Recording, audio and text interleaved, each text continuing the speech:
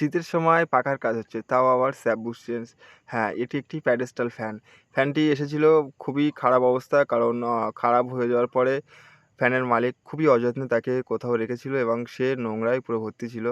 তো ফ্যানটিকে যখন ইলেকট্রিক দিয়ে চেক করছি, তখন দেখছি যে এর ভিতরে একটি শব্দ আসছে, কিন্তু ফ্যানটি ঘুরছে না এবং তো ফ্যানটি আমি খুলে দেখলাম যে এর ভিতরে যে স্যাপ বুশ থাকে সেটি খারাপ হয়ে গেছে, এবং ফ্যানটি অযত্ন থাকার কারণে আমি একে একটু ভালো করে পরিষ্কার করে নিলাম, এবং ফ্যানটি পুনরায় আমি তাকে স্যাপ বুশ লাগিয়েছি নতুন, এবং তার কয়েলটিও ভালো করে চেক করে দেখছিলাম। কয়েলটিও বেশ ভালো ছিল, এবং ফ্যানটি স্যাপ বুশ চেঞ্জ করার পরে আমি তাকে পুনরায় সেট করলাম। তার সমস্ত জিনিস যেখানে ছিল সেখানেই তার মতন করে লাগিয়ে দিয়েছি, এবং ভালোভাবে তার নাট দিয়ে বোল্ট টাইট করে দিয়েছি, এবং লাস্ট অবধি তার কনডেন্সার তাকেই দিয়ে ইলেকট্রিক দিয়ে চালালাম। সে কাজ ভালো করছে, এবং তাকে খুব ভালোভাবে আমি সেটিং করলাম।